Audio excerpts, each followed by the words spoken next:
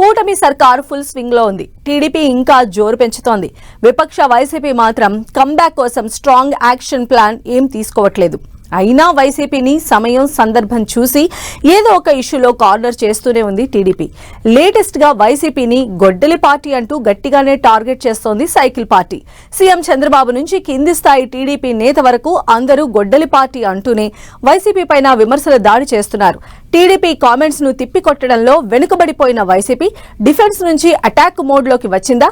జగన్ ఎంట్రీతో అన్నిటికీ check పెట్టినట్లేనా? TDP విమర్శలకు counter ఇచ్చినట్లేనా?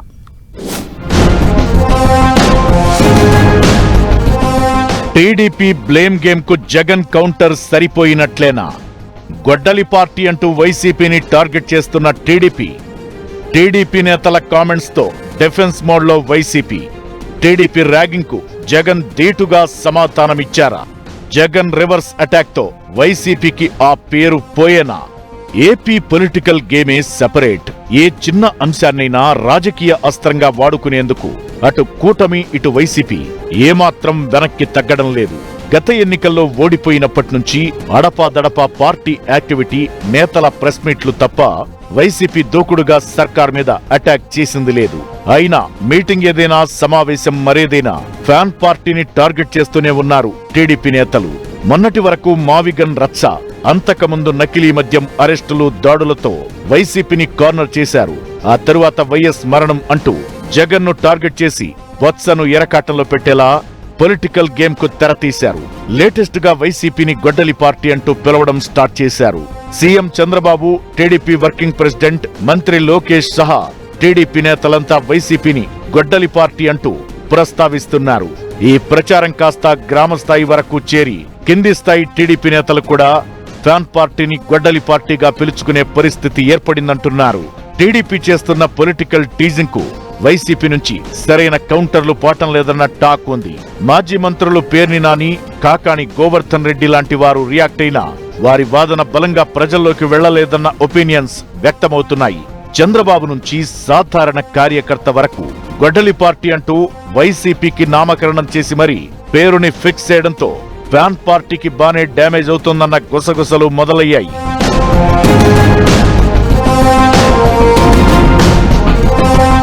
ఏడేళ్ల క్రితం 2019 ఎన్నికల ముందు జరిగిన వివేకానందరెడ్డి హత్యను ఉదాహరిస్తూ గొడ్డలితో వేటువేసి చంపేశారని, తన మీద తోసేసే ప్రయత్నం చేశారని పదే పదే బహిరంగ సభల్లో చంద్రబాబు చెబుతూ వస్తున్నారు.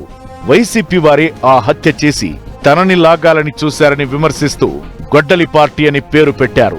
ఇక మంత్రులు, నాయకులు అంతా కూడా గొడ్డలి పార్టీ అంటూ వైసీపీపై బిగ్ సౌండ్ చేస్తున్నారు. ఈ విమర్శలకు స్ట్రాంగ్ ఆన్సర్ చెప్పలేక వైసీపీ తన మీద పడిన ఆ పేరుని తుడుచుకోలేక సతమతమవుతోందన్నది ఓపెన్ సీక్రెట్. ఓ విధంగా చూస్తే వైసీపీ డిఫెన్స్ లో పడిందన్న టాక్ వినిపిస్తోంది. అధికార టీడీపీ చేసే విమర్శలకు వివరణ ఇస్తున్నా అగ్రెసివ్ మోడ్ లో అటాక్ చేయలేకపోతోంది.